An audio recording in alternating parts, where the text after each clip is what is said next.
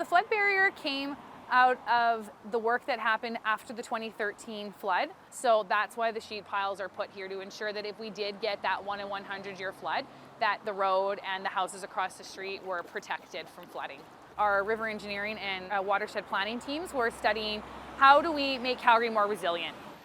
Well, originally, one of the concept designs that was put forward is just an earth berm, which is what we see typically in a lot of other areas for flood barrier. It's one of the most cost-effective forms, but it's really wide. It needs a really big area to get the height that you need and the width that's required from that. They were talking that they were going to lose anywhere from 700 to 900 trees to do that. So we went back to the drawing board and changed the concepts to things that were more space-friendly.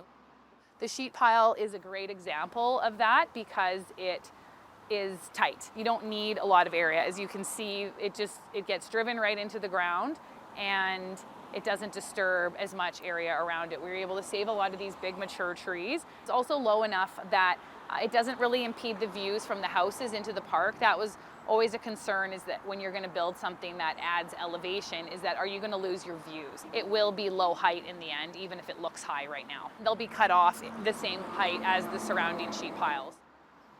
These sheet piles are actually 4 to 5 meters below depth, making sure that we don't get groundwater seepage coming to surface through the area. So it creates a bit of a block to the groundwater.